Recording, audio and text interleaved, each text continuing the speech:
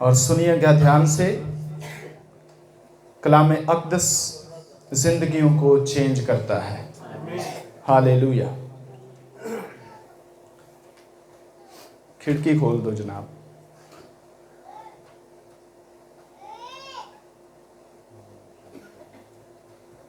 Jesus.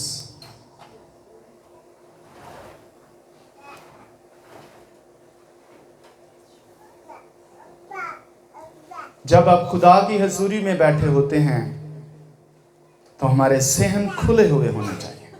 आमीन। ताकि हमें समझ आए कि जो कुछ कहा जाता है, बाइबल मुकद्दस बहुत दफ़ा अशारती पैगाम देती है, अशारे के साथ इंकिशाफ करती है। बहुत दफ़ा तमसीलें और दलीलें पेश करती है, और बहुत दफ़ा बाइबल मुकद्दस तस्वीरी कलाम पेश करती है, और बहुत दफ़ा बाइबल मुकद्दस ऐसे मुकाशफात की बात करती है कि अगर हम तवज्जो ना देंगे तो हमें बाइबल की समझ नहीं आएगी। खुदा हमेशा इंसान की समझ के मुताबिक बात करता है। अगर वो इंसान की समझ से बालातर बात करे तो फिर उसका फ़ायदा नहीं होता, लेकिन सिर्फ हमें तवज्जो देने की ज़रूरत होती है। आमीन। आइए मेरे साथ कलाम अक़दस को खोलिए। मुकद्दस हिजकिय्येल का सहीफ़ा, उसका 37वां बाब, इसकी हम तशरीह करेंगे। हालेलुया। इसकी तफसीर बहुत ही ज़बरदस्त है। अगर आप इसे तवज्जो से सुनने वाले हैं तो यकीनन आपकी ज़िंदगी के अंदर बरकत आने वाली है, यीशु के नाम में। हालेलुया।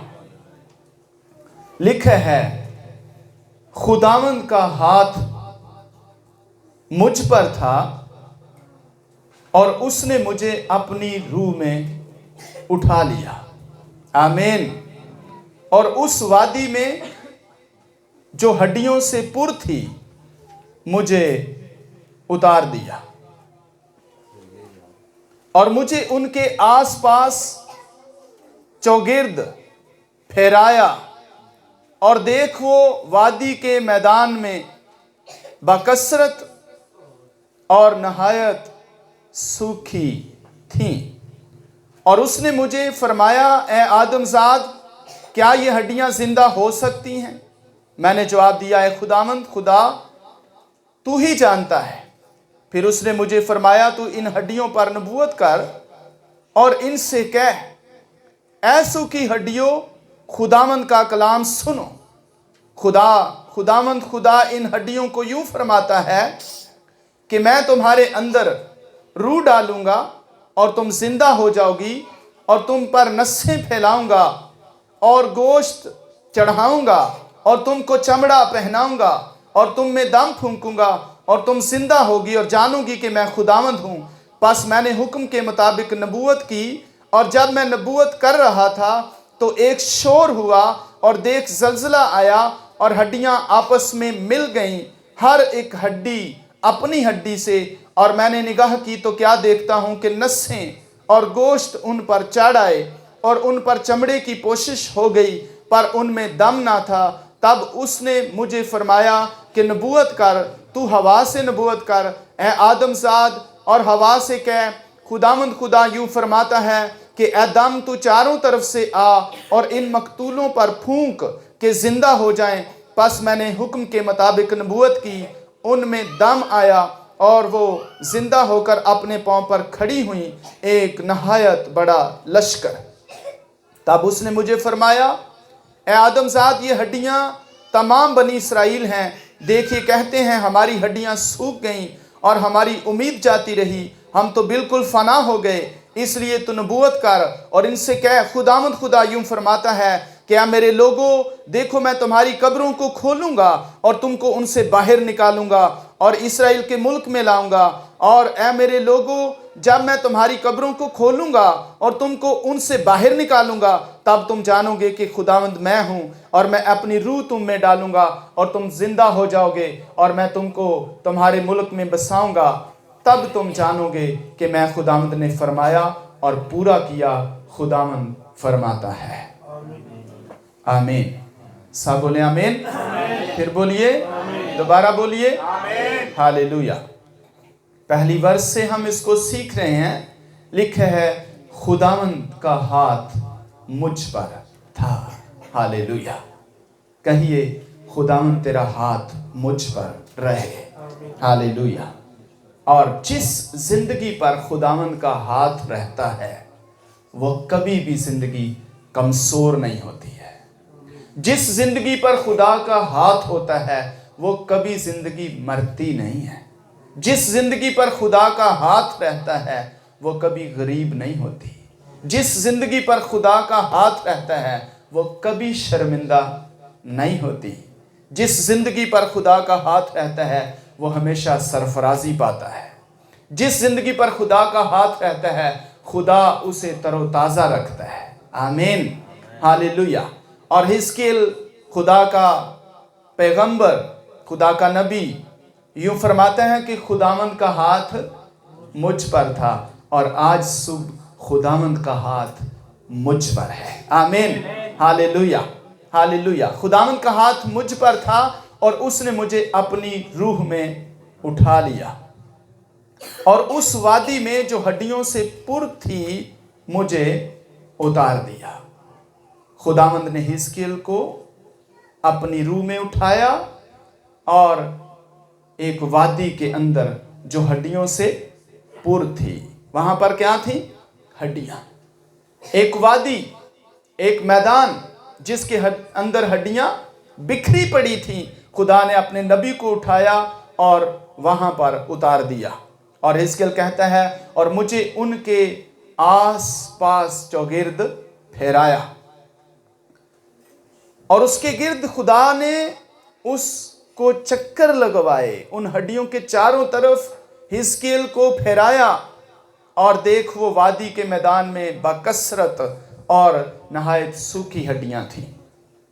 और उसने मुझे फरमाया, ए आदम साद, क्या ये हड्डियां जिंदा हो सकती हैं? खुदा ने अपने खादम से, खुदा ने अपने बंदा से, खुदा ने अपने नबी से पूछा, क्या हड्डियां जिंदा हो सकती हैं? तो उसने क्या जवाब दिया? ए खुदावंद खुदा, तू ही जानता है। अगर हम होते तो फिर क्या जवाब आता? हो सकता है। हम कहते हाँ हो सकती है, या हम ये कहते हाँ खुदावंद तू कर सकता है। लेकिन उसने ऐसा जवाब नहीं दिया।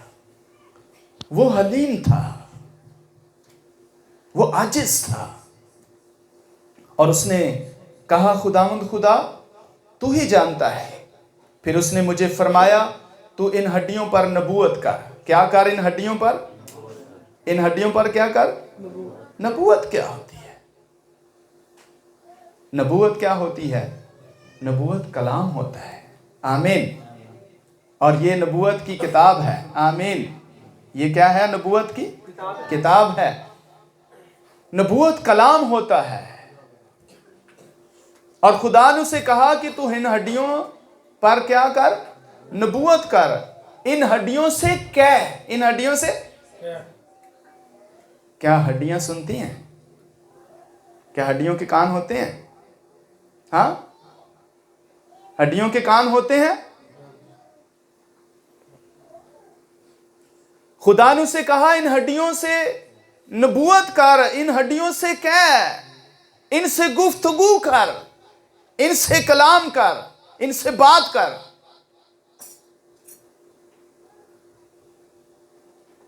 हड्डियों के कान होते हैं।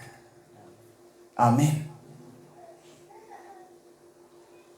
हड्डियों के कान होते हैं। ऐसे ही खुदा नहीं कह रहा कि तू हड्डियों पर नबूवत कर, तू हड्डियों से कह, हड्डियों से कलाम कर। इसका मतलब है हड्डियों के कान होते हैं। आमीन। हड्डियों के कान होते हैं। और उसे कहा गया, तू इन हड्डियों पर नबूवत कर और इन हड्डियों से कह, ऐसू की हड्डियों खुदावंद का कलाम सुनो। ऐसू की हड्डियों खुदावंद का कलाम सुनो। इसका मतलब है हड्डियों के कान होते हैं। हड्डियां कान रखती हैं, हड्डियों के कान होते हैं।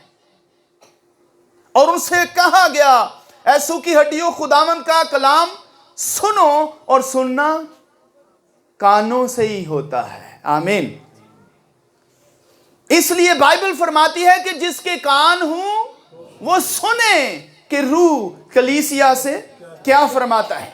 बहुत दफा कान होते हुए भी हम सुन नहीं रहे होते, लेकिन हड्डियों को बोला गया कि खुदावंद का कलाम सुनो, और खुदावंद खुदा इन हड्डियों को यूं फरमाता है कि मैं तुम्हारे अंदर रूह डालूंगा, तुम्हारे अंदर रूह डालूंगा, और तुम जिंदा हो जाओगी, और तुम पर नसें फैलाऊंगा, और गोश्त चढ़ाऊंगा, और तुमको चमड़ा पहनाऊंगा, और तुम में दम फूंकूंगा, और तुम जिंदा होगी और जानोगी कि मैं खुदावंद हूं।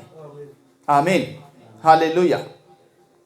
यहां से, इन चीजों से हमें कुछ और भी समझ आ रही है कि जब खुदा ने आदम को बनाया तो उसने सबसे पहले आदम की हड्डियां बनाई। क्या किया? खुदा ने सबसे पहले आदम की हड्डियां बनाई, और फिर आगे लिखा है उन हड्डियों को जोड़ा और फिर एक ढांचा बनाया, हड्डियों का ढांचा। यहां से हमें कुछ चीजें समझ आती हैं। और जैसा खुदा के नबी को बोला गया था कि तू ये बातें हड्डियों से करनी हैं, ये बातें हड्डियों से कहनी हैं, और हड्डियां सुनेगी, तो उसने कहा बस मैंने हुक्म के मुताबिक नबूवत की। जैसा खुदा ने हिजकिय्याल को हुक्म दिया कि वो हड्डियों के साथ बातचीत करे, हड्डियों के साथ कलाम करे, हिजकिय्याल ने वैसा ही उनके साथ कलाम किया। आमीन। अगर आपसे कोई कहे कि इस दीवार से बोलो, बोलोगे? या कोई आपसे कहे इस दरख्त से बात करो, या अगर आप दीवार के साथ बात कर रहे हो, या अगर आप किसी दरख्त के साथ बात कर रहे हो, तो करीब सुनने वाला या देखने वाला आपको क्या समझेगा? हाँ, वो पागल समझेगा। वो कहेगा कि इसका दिमाग चल गया है। भला हड्डियों के भी कान होते हैं, भला दीवारों के भी कान होते हैं, ये दरख्त से बातें कर रहा है। पर जो बातें कर रहा है वो जानता है कि ये सुनती हैं। आमीन, हालेलुया। इसलिए जब खुदा के खादम को बोला गया कि इन हड्डियों से बात कर, इनसे नबूवत कर, तो जैसा उसको हुक्म हुआ उसने वैसा ही किया। उसने हड्डियों से कलाम किया, उसने हड्डियों से बात की। अगर आप खुदा अगर आपको कहे जाओ उस पहाड़ से जाकर बातें करो, करोगे? उधर ले जाओ, एक बड़ा डेक ले जाओ, स्पीकर ले जाओ, और जाकर पहाड़ से बोलो, ऐ पहाड़ मेरी सुन। लोग कहेंगे ये पागल है, लेकिन वो पागल नहीं है, उसको खुदा ने हुक्म दिया है। आमीन। इसलिए ये कलाम जब आप सुनते हैं तो फिर जो आपके अंदर हड्डियां हैं वो भी सुनती हैं। जो आपके अंदर हड्डियां हैं और जो आपके अंदर बीमारियां हैं वो भी सुनती हैं। जो आपके अंदर जरासीम है वो भी सुनते हैं। जो आपके अंदर वायरस है वो भी सुनता है। हर चीज, एवरीथिंग, हर चीज सुनती है। बस जब खुदा के खादम को यह कहा गया हुक्म दिया गया तो 7वीं आयत में वो कहता है, बस मैंने हुक्म के मुताबिक नबूवत की, और जब मैं नबूवत कर रहा था तो एक शोर हुआ। आमीन। जब मैं बात कर रहा था, जब मैं हड्डियों से कलाम कर रहा था तो एक शोर हुआ। वहां पर तो कुछ नहीं था, वहां तो सिर्फ हड्डियां थी, पर शोर कहां से आया? शोर कहां से होता है? कानों से शोर होता है। कानों से शोर होता है। कैसे? मुंह से। शोर कहां से होता है? यहां तो हड्डियों का मुंह भी है, सिर्फ कान ही नहीं है। यहां पर हड्डियों का मुंह भी है, सिर्फ कान ही नहीं है। उनके कान भी हैं और उनका मुंह भी है। अभी हड्डियों के कुछ और चीजें भी दिखाने वाला हूं। बस मैंने हुक्म के मुताबिक नबूवत की, और जब मैं नबूवत कर रहा था तो एक शोर हुआ। वो हड्डियों का शोर था। वो हड्डियां हरकत में आ गई थी। उनके अंदर एक हफरा तफरी पैदा हो गई थी। उनके अंदर एक जुम्बश आ गई थी, क्योंकि उन्होंने खुदा का कलाम सुना था। पर इंसान जब सुनता है, इसके अंदर कोई जुम्बश पैदा नहीं होती, क्योंकि ये सुनता नहीं है। ये सुनता नहीं है। पर हड्डियों ने सुना और जुम्बश पैदा हुई, वो शोर करने लगी। और आगे क्या लिखा है? और देख जलजला आया। इस कदर अफरा तफरी मच गई, शोर हुआ, ऐसे जैसे जलजला आ जाता है। और लिखा है हड्डियां आपस में मिल गई। आमीन। हड्डियां आपस में मिल गई। अब ये जो हड्डियां थी, ये किसी जंग में फौजी मारे गए थे, और ये फौजी जब मारे गए हैं तो किसी का सर कटा हुआ है, वो कहीं पड़ा है। किसी का बाजू कटा हुआ है, वो किसी और जगह पे गिरा पड़ा है। किसी की टांग कटी हुई है, वो किसी और जगह पे गिरी पड़ी है। तो इस तरह बदन की हड्डियां बिखरी पड़ी हैं। सर कहीं पड़ा है, सर की हड्डी कहीं, बाजू की हड्डी कहीं, टांग की हड्डी कहीं, धड़ कहीं पड़ा हुआ है। तो जब उन पे कलामे अक़दस को फूंका गया, जब उनसे कलाम किया गया, जब उनसे कहा गया कि हड्डियों खुदावंद का कलाम सुनो, उन्होंने सुना और मुतहर्रिक हुई, और जुम्बश उनके अंदर पैदा हुई, और उनसे कहा गया जुड़ जाओ। उनको यह हुक्म हुआ और हड्डियां आपस में जुड़ गई। आमीन। हड्डियां आपस में जुड़ गई। हमसे जब कलाम किया जाता है, कलीसिया जुड़ जाओ, नहीं सुनते ही नहीं। कलीसिया को बोला जाता है मुत्तहिद हो जाओ, इत्तेफाक में आ जाओ, यूनिटी में आ जाओ, इकट्ठे हो जाओ, नहीं सुनते। पर इनसे कहा गया जुड़ जाओ, और लिखा है हड्डियां आपस में मिल गई। आमीन। हालेलुया। हड्डियां आपस में मिल गई। आगे लिखा है हर एक हड्डी अपनी हड्डी से, हर एक हड्डी अपनी हड्डी से जब वो मिली हैं, जब वो जुड़ी हैं, तो हर एक हड्डी अपनी हड्डी से मिली है। यानी कि अगर सर उधर पड़ा हुआ है, लेग इधर पड़ी हुई है, बाजू की हड्डी उधर पड़ी हुई है, धड़ इधर पड़ा हुआ है, तो हर एक हड्डी अपनी हड्डी से, यहां तो उनका ज़हन भी नजर आ रहा है। हड्डियों का ज़हन के बगैर कैसे पता चल सकता है कि मैंने कहां जाके जुड़ना है, और आंखों के बगैर कैसे पता चल सकता है मैं कहां से उखड़ी हूं।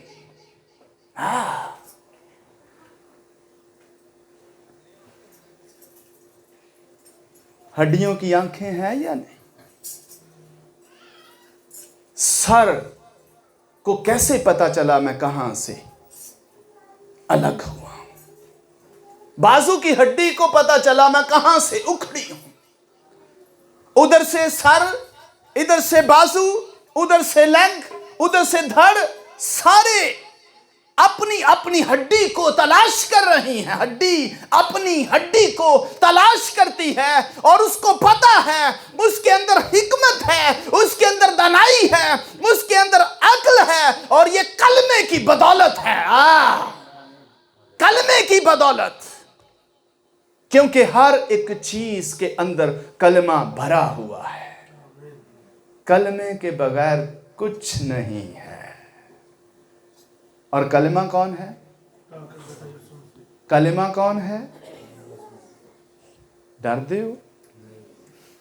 किदे तो डरदे हो? यस्सु दे आंदा मेरा नाम लो, फिर किदे तो डरदे हो? ते बोलो फिर कलमा कौन है? यस्सु है। कईयां नूं पता ही नहीं, चलो बोलो सही, यस्सु है। कलमा कौन है?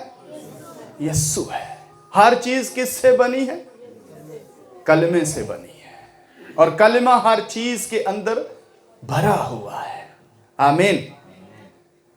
यहां हमें हड्डियों की आंखें और हड्डियों का सहन नजर आता है, और हर एक हड्डी अपनी हड्डी से जुड़ जाती है। और खुदा का खादिम, खुदा का बंदा कहते हैं, और मैंने निगाह की तो क्या देखता हूं कि नसें और गोश्त, जब हड्डियां आपस में जुड़ गई तो क्या हो गया? ढांचे पूरे पूरे क्या बन गए? तो ढांचे बनने के बाद पहला काम क्या हुआ? नसें। आमीन। ढांचे बढ़ने के बाद पहला काम क्या हुआ? नसें।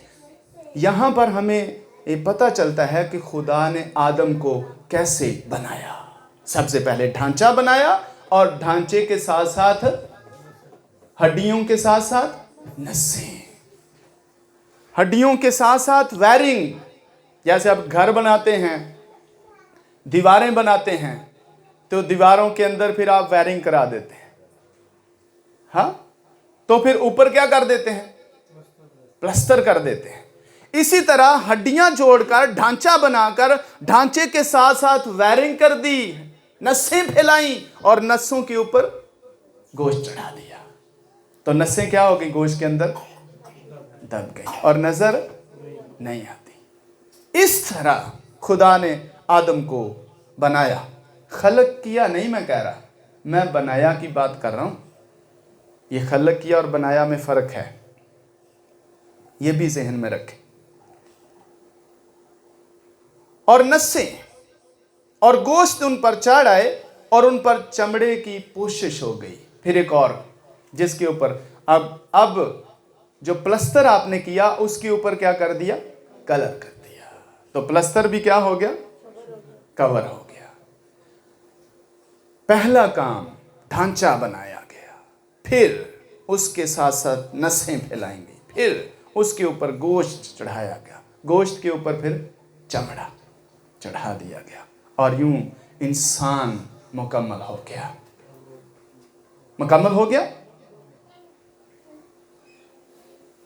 अभी उसमें दम नहीं है। बॉडी तो बन गई है, जिस्म बन गया है। इस तरह के हम में से बहुत हैं। जिस्म नजर आ रहा है, बॉडी नजर आ रही है, पर अंदर दम नहीं है। अंदर दम नहीं है।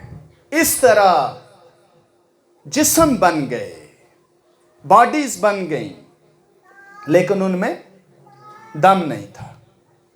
फिर खुदा ने दोबारा अपने बंदा से कहा, तब उसने मुझे फरमाया कि नबूवत कर, तू हवा से नबूवत कर। किससे नबूवत कर? ये आंधी की बात हो रही है, हवा की बात हो रही है। ये जो हवा यहां चलती है इसकी बात हो रही है, ये इसकी बात नहीं हो रही।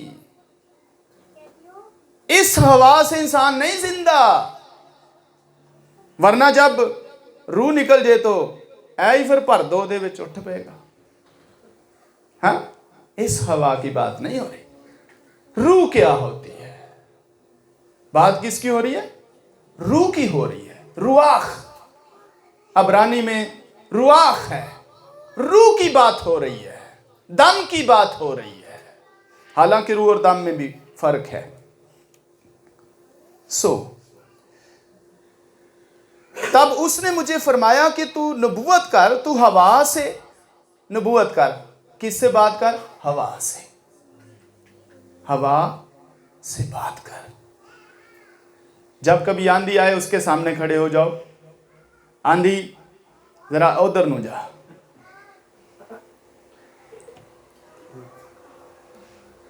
जाएगी?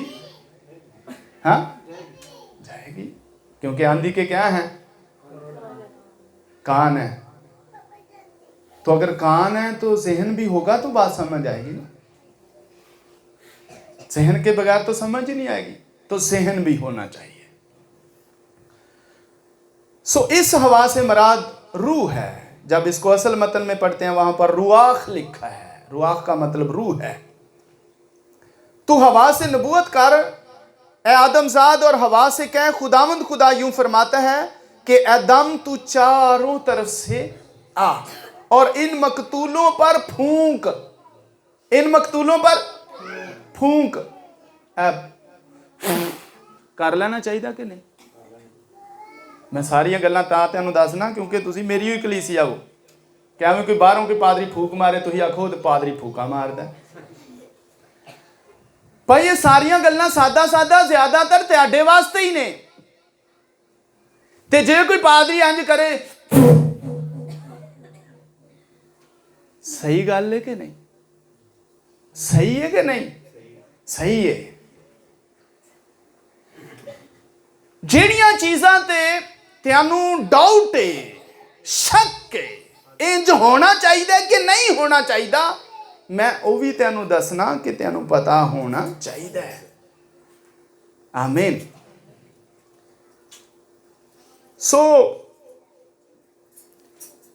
इन मकतूलों पर फूंक। यीशु ने भी फूंका या नहीं? यीशु ने कहा रूहुल कुद्स लो। आमीन। और शागिर्दों ने क्या पाया? क्योंकि हमें कलाम की नहीं समझ होती तो हम फिर एक दूसरे पर एतराज़ात कर रहे होते हैं। ये फूंके मारता है, इसलिए ये क्लियर करना जरूरी है।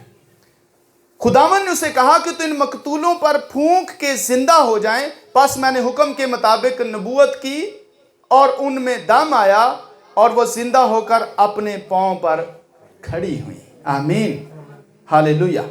एक नहायत बड़ा लश्कर। जब लफ्ज लश्कर इस्तेमाल हुआ है तो फिर ये एक फौज ही है। सही गल है ना? फिर ये फिर एक फौज ही है। कुछ लफ्ज हमें जो जमायतें हैं उनके बारे में भी बता देते हैं। लफ्ज के अंदर बहुत कुछ होता है जब उसको हम गौर से पढ़ते हैं। तब उसने मुझे फरमाया, ए आदमजाद, ये हड्डियां कौन है? तमाम बनी इसराइल। ये हड्डियां कौन है? इत्थे ते तमाम बनी इसराइल लिखे है कि सारे मर गए सन? हाँ, ऐसा नहीं है। ये हड्डियां, इन सिर्फ हड्डियों की बात हो रही है। ये जो सिर्फ जिंदा हुए हैं ये तमाम बनी इसराइल है।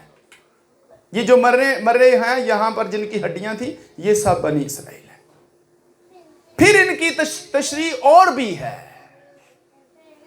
कि आखिरी दिन में फिर खुदा बनी इसराइल को एक दफा सरफराज करेगा। वो खुदा का कलाम सुनेंगे और एक्टिव हो जाएंगे, पर अभी एक्टिव नहीं है। इसकी ये भी तशरीह है। ये हड्डियां तमाम बनी इसराइल हैं।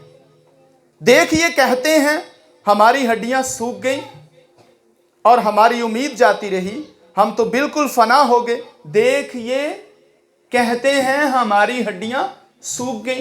ये केड़ा गल करन दिया?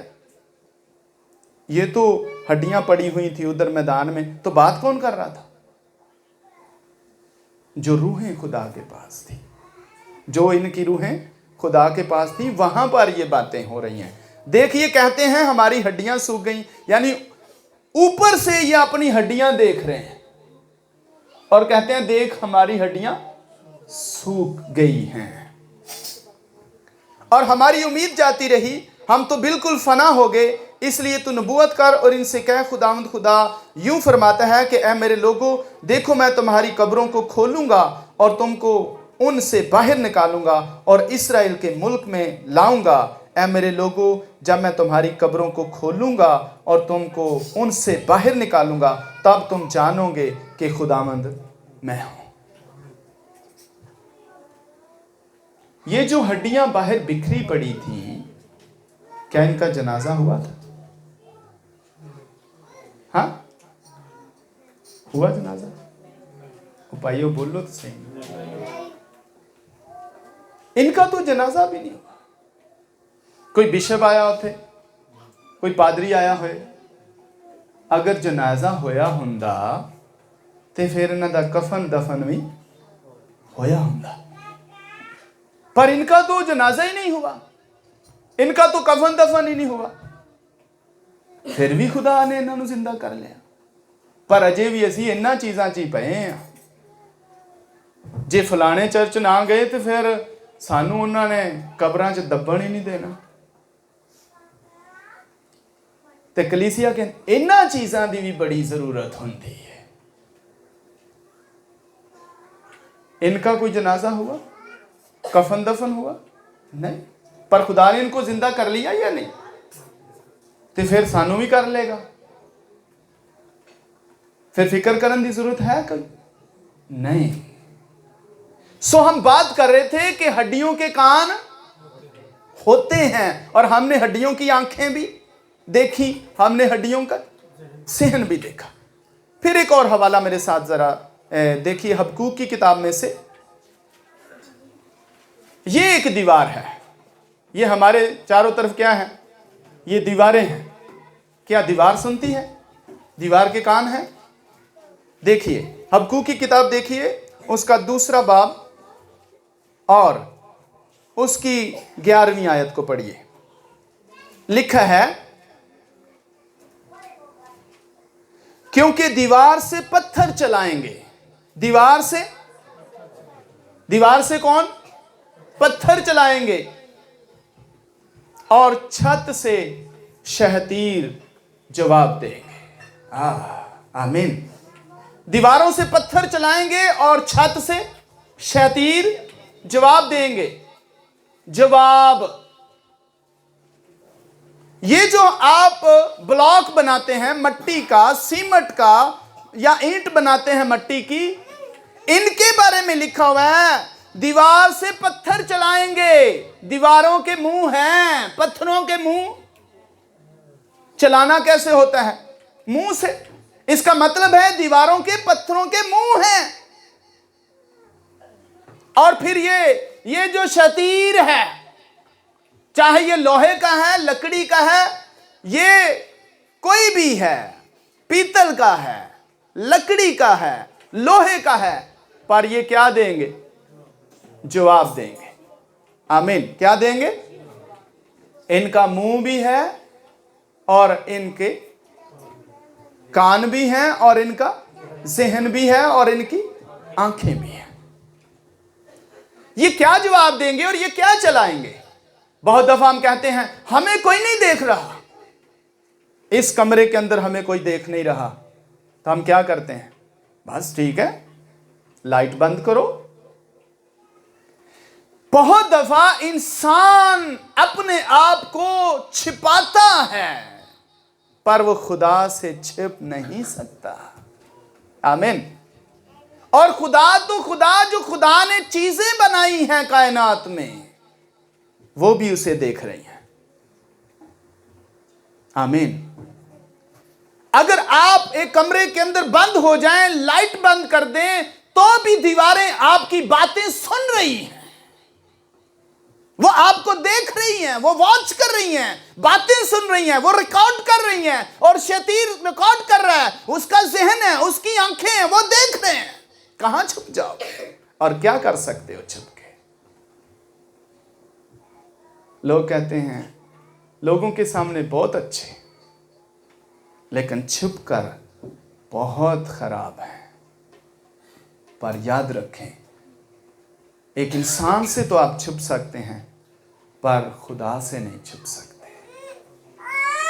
और फिर ये क्या जवाब देंगे जिस दिन खुदा अदालत में इंसान को खड़ा करेगा? ये दीवारें उसे जवाब देंगी। खुदा दीवारों से पूछेगा तेरे सामने ये हुआ, और दीवार कहेगी हुआ। दीवार बता देगी, शतीर बता देगा, शतीर जवाब देगा कि इस कमरे के अंदर इस जगह पर ये हुआ है। वो सब कुछ बताएगा। खुदावंद उससे पूछेगा और बताएगा, क्योंकि उसने सब कुछ देखा, रिकॉर्ड किया, सुना हुआ है, और उसको याद है कि क्या हुआ। छिप जाए, लोग कहते हैं हम दुनिया से छुप जाएंगे। किसी को क्या पता क्या कर रहे हैं। यहां तो लोग इबादत में बैठे हुए बहुत कुछ कर रहे होते हैं। चलो ठीक है, पादरी तो छुप जाओगे, लेकिन खुदा देख रहा है। और जिस कमरे के अंदर आप बैठे हैं वो कमरा देख रहा है। फिर एक और हवाला मेरे साथ निकालिए, हालेलुया। होसिया की किताब में से, होसिया उसका दूसरा बाब और 11वीं आयत से, दूसरे बाब की 21वीं आयत से। होसिया की किताब दूसरा बाब 21वीं आयत में इस तरह लिखा है, और जमीन लिखा है, और उस वक्त मैं सुनूंगा, खुदावंद फरमाता है, मैं आसमान की सुनूंगा। किसकी? आसमान का मुंह है, बात तो मुंह से होती है ना, तो इसका मतलब है आसमान बोलेगा और खुदा सुनेगा। आसमान का मुंह है। और फिर, और मैं आसमान की सुनूंगा और आसमान जमीन की सुनेगा। किसकी? तो जमीन का की है, जमीन का भी मुंह है। जमीन बोलेगी और कौन सुनेगा? आसमान सुनेगा। और आसमान बोलेगा और कौन सुनेगा? खुदा सुनेगा। और जमीन अनाज और मैं और तेल की सुनेगी। अनाज, मैं और तेल, इनके मुंह हैं, जमीन इनकी सुनेगी। क्या ख्याल है? आप जो गंदम का आटा खा जाते हो तो इसके अंदर कोई खुदा ने कलमा नहीं रखा हुआ, इसका ज़हन है। गंदम सुनती है, फ्रूट देखता है, सुनती है। और फिर एक और हवाला, यशवा की किताब जरा निकालिए, उसका 10वां बाब 12वीं आयत से पढ़ रहे हैं। और उस दिन जब खुदावंद ने अमोरियों को बनी इसराइल के काबू में कर दिया, यशवा ने खुदावंद के हुजूर बनी इसराइल के सामने ये कहा, ऐ सूरज। किसने कहा? यशवा ने। क्या कहा? ऐ सूरज तू जबाऊन पर, और ऐ चांद तू वादिये अयालून में ठहरा रह। और सूरज ठहर गया और चांद थमा रहा। आमीन। सूरज देखें कितनी दूर है हमसे, पर यशवा ने कहा, ऐ सूरज ठहर जा। आप बाहर निकलें। चलो फिर आज बाहर निकलिए और सूरज को बोलिए, सूरज ठहर जा। पर यशवा ने कहा, सूरज ठहर जा। और साइंस चांद से कहा, थम जा। और सूरज के कान थे, सूरज ने सुना। और सिर्फ सुना नहीं, बल्कि उस चीज को समझा कि मुझे ऑर्डर क्या किया गया है। एक इंसान के पास सूरज को रोकने का इख्तियार है या नहीं? आप सूरज को ऑर्डर दे सकते हो या नहीं? हाँ, सूरज को ऑर्डर दे सकते हो कि नहीं? चांद को ऑर्डर दे सकते हो कि नहीं? उसे हुक्म दिया गया, यशवा ने उसे हुक्म दिया, ऐ सूरज ठहर जा, ऐ चांद थम जा। और सूरज ठहर गया और चांद थम गया। जब तक कि उसने दुश्मनों से इंतकाम ना ले लिया। और वो सूरज वहां ठहरा रहा। सूरज के कान हैं और फिर सूरज का ज़हन भी है कि जो बात उसे कही जा रही है उस पर अमल करेगा। कब? जब उसका ज़हन होगा तो अमल करेगा। Everything is listening. हर एक चीज सुनती है, हर एक चीज सुनती है। ये डाइस सुन रहा है, आप नहीं सुन रहे तो ये एक अलग बात है। ये माइक सुन रहा है, ये डाइस सुन रहा है, ये टेबल सुन रहा है, ये बल्ब सुन रहा है, ये पंखे सुन रहे हैं, ये दीवार सुन रही है, बाहर लोग सुन रहे हैं, ये लकड़ी की चीजें, प्लास्टिक की चीजें, बुक्स, ये किताबें, एवरीथिंग इज लिसनिंग। हर एक चीज सुनती है और हर एक चीज सहन रखती है और हर एक चीज का मुंह है। लेकिन हम हैं कि साडा मुंह ही कोई नहीं। जो आखिर प्रस्तुत करो चुप, सुनता ही नहीं इंसान। ये कौन है? कोई भी नहीं है। मैनू जी आवाज आई, त्यानू भी किसी ने आई? इंज सारा मैसेज ही खराब कर छड़ने असीं हर संडे। अजे भी समझ नहीं आ रही।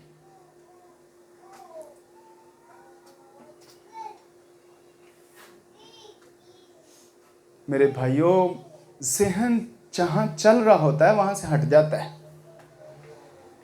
फिर बात नहीं बनती। सो हम बात कर रहे हैं कि एवरीथिंग, हर एक चीज सुनती है। जब आप रोड पर जा रहे हैं, चल रहे हैं, रोड पर चल रहे हैं, वो जो दरख्त हैं, अगर आप बात कर रहे हैं वो दरख्त सुन रहे हैं।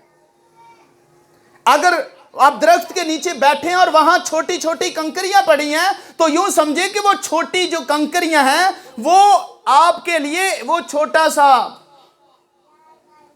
जो कार्ड है, मेमोरी कार्ड, यूं ही समझे कि वो छोटी कंकरियां आपके लिए मेमोरी कार्ड पड़े हुए हैं। आपकी सारी बातें वो रिकॉर्ड कर रहे हैं, सारी बातें वो मेमोरी कार्ड की तरह जो छोटी छोटी कंकरियां हैं पड़ी हुई हैं। दरख्त आपकी बातें रिकॉर्ड कर रहा है। जिस जमीन पर आप बैठे हैं वो जमीन आपकी बातें सुन रही है। वहां पर जो पत्थर पड़े हैं वो आपकी बातें सुन रहे हैं। आप छुप कर बातें कर रहे हैं, लेकिन आप छुपे हुए नहीं हैं। आपकी सारी चीजें रिकॉर्ड हो रही हैं। बहुत दफा असी बेड ते बैठ के बड़ा कुछ कर रहे होंगे हैं। बीवी उत्थे बैठी है, बच्चे उत्थे बैठे ने, असी कुछ होर चक्कर च पे हैं, फोन पे क्या ही कुछ करते जा रहे हैं। और हम सोच रहे हैं कि हमें कोई देख, एक बटन ही दबाना, जो बीवी ने इंज किया इंज कर दिता। हेलो, ये केड़ा पता लगना? अब्बा वेखण डे, अब्बा वेखण डे, हेलो, ठीक है। किन्ने असीं होशियार, पर यह होशियारी सिर्फ असीं इंसानां नाल ही कर सकने, किसी होर नाल नहीं होशियारी चलेगी, खास तौर पे खुदा नाल नहीं चलेगी। हम ऊपर से बहुत अच्छे हैं, लेकिन अंदर को खुदा जानता है। और हमारी हरकतें कायनात का जर्रा जर्रा देख रहा है और सुन रहा है और हमें वॉच कर रहा है और हमारा रिकॉर्ड लग रहा है। मसीह यीशु ने जब झील के अंदर कश्ती जा रही थी तो यीशु मसीह ने हवा से कहा और पानी से कहा, आमीन। पानी सुनता है कि नहीं? सुनता है। पानी जिन्हों तुसी पी जाते हो सुनता है।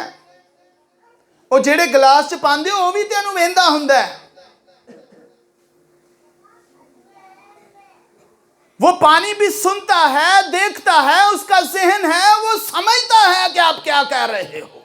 यीशु मसीह ने पानी और हवा को डांटा और कहा, थम जा, रुक जा, स्टॉप।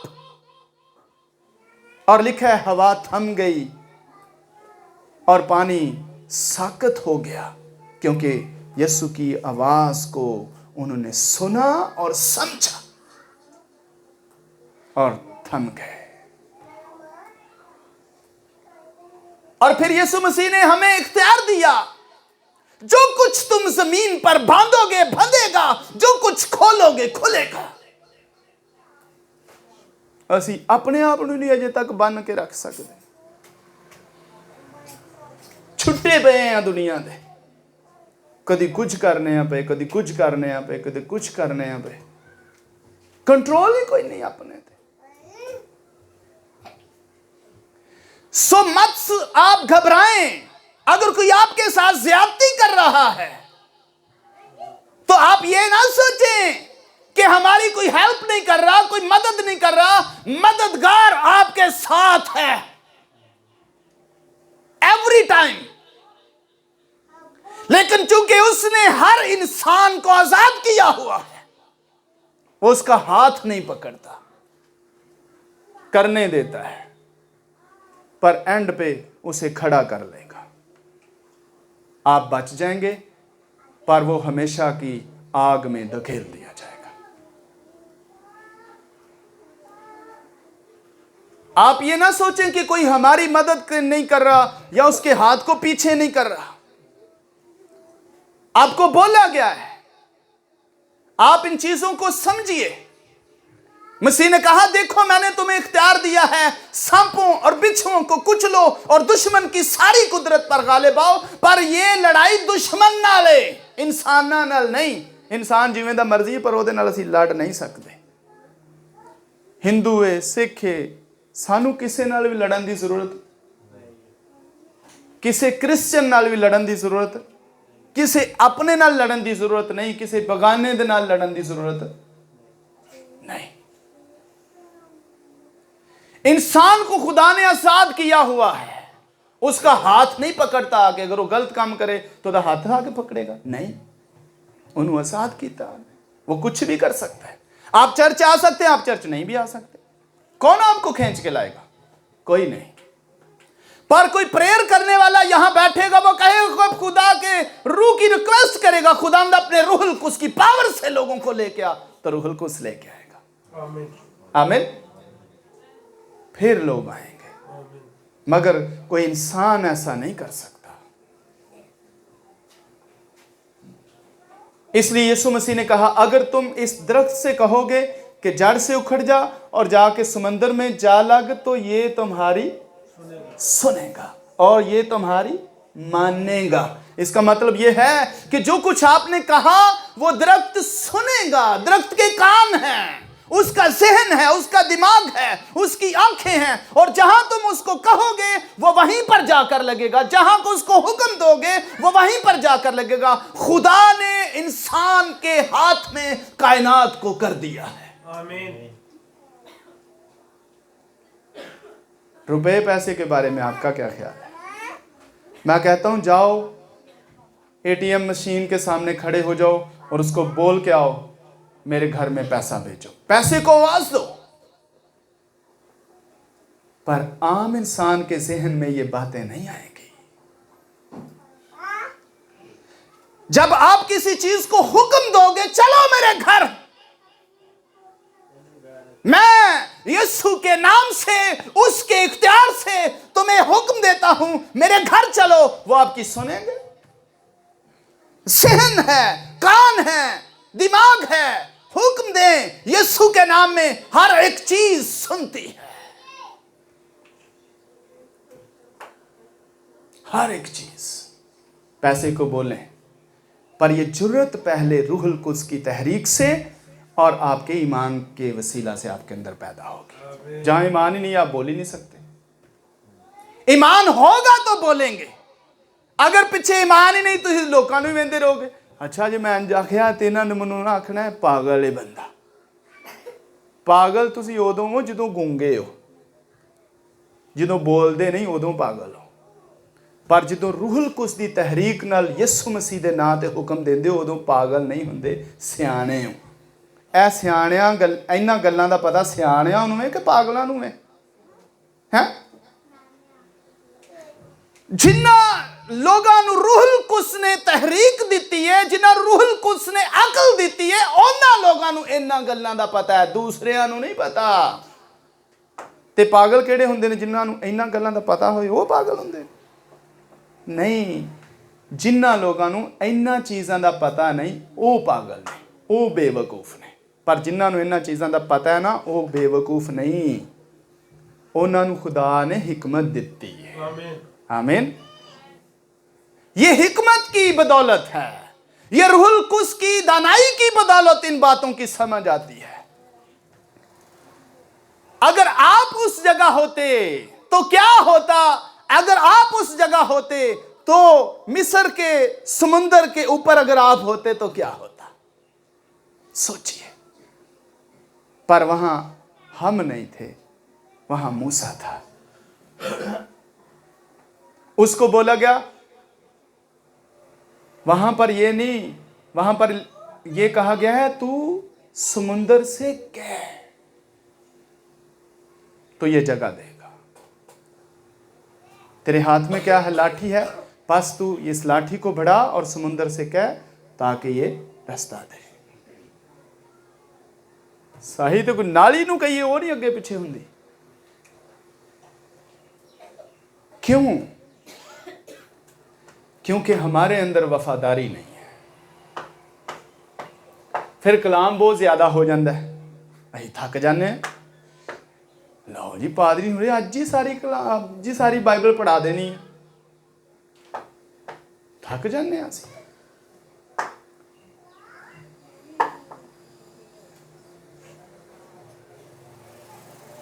बदरूहें सुनती हैं या नहीं? बीमारियां, जब कोई शख्स बीमार आता है हम उसके लिए कहते हैं ऐ बीमारी तू कुछ नहीं है। किससे बात हो रही है?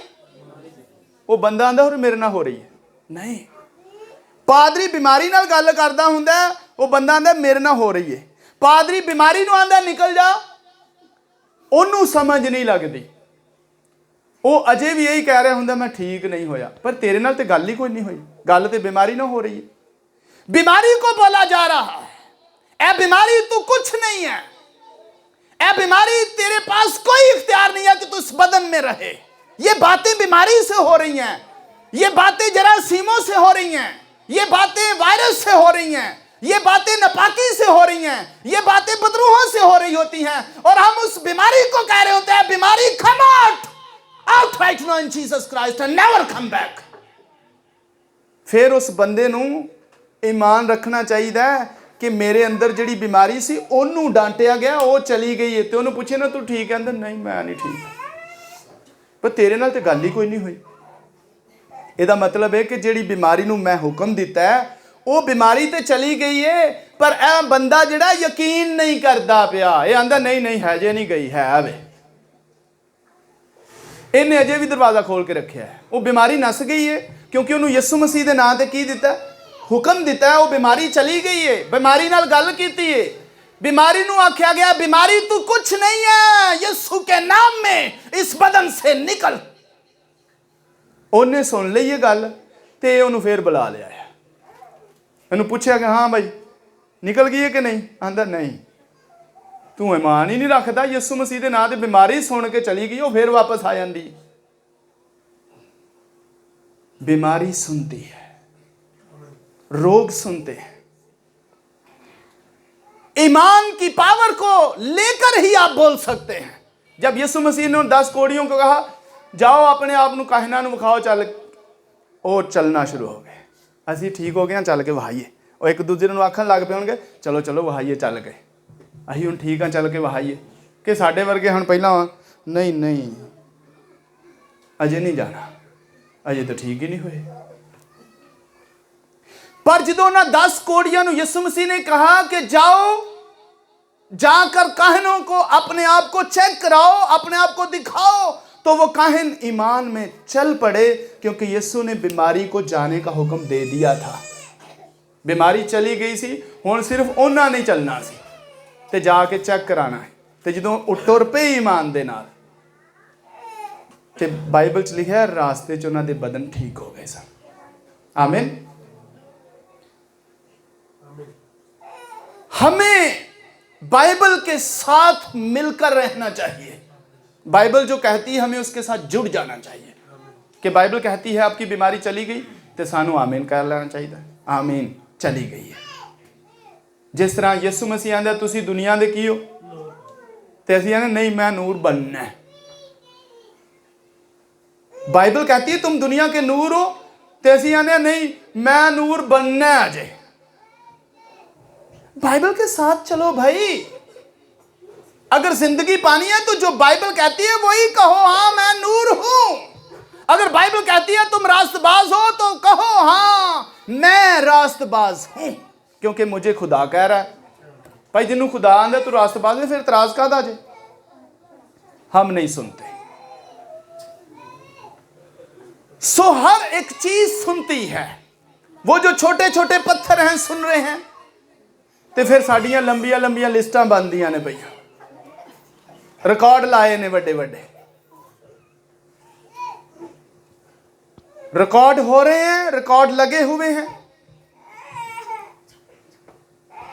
ये रिकॉर्ड अही एक दूजे दे तोड़न च चक्कर पे हैं जी, मेरा रिकॉर्ड वड्डा होना चाहिए। ये रिकॉर्ड खत्म करने ने कि रिकॉर्ड तोड़ने ने हैं?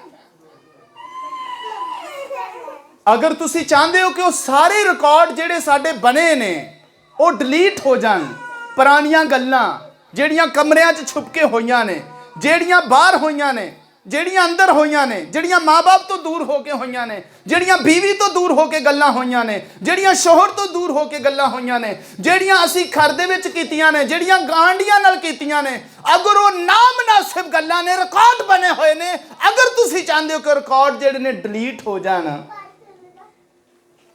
चाहते हो कि लगे ही रहने चाहिए ने, डिलीट करने ने, ते आओ फिर उठो हुण डिलीट कर लईए।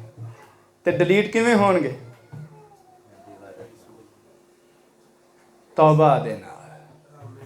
तौबा करांगे तो पुराने रिकॉर्ड की हो जाएंगे, ते फिर नवे ना बनाया कि पुराने रिकॉर्ड खत्म हो जाते को फिर नवे शुरू कर लो।